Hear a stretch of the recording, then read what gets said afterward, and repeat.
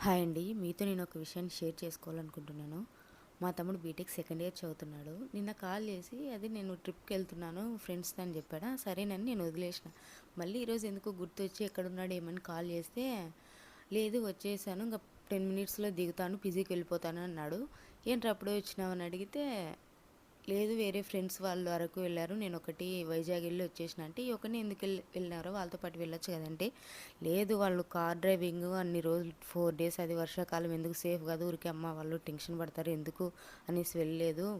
నేను వైజాగ్లో సింహాచలం గుడి చాలా రోజుల నుంచి అనుకుంటున్నా వెళ్ళాలని. అందుకే వాళ్ళు అరకు వెళ్ళారు. నేను ఒక్కడనే ట్రైన్కి నిన్న నైట్ ఎక్కేసి నిన్న నైట్కి వెళ్ళాను అని చెప్పాడు.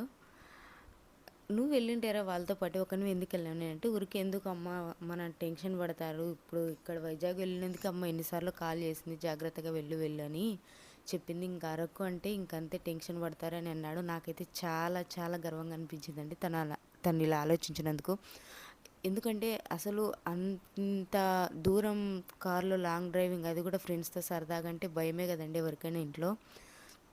వాడు కూడా అదే ఏమన్నా ఒకటైతే అమ్మ వాళ్ళు ఎంత బాధపడతారని తను ఆలోచించారు. నిజంగా అంటే నాకు చాలా అంటే చాలా బాగా అనిపించింది.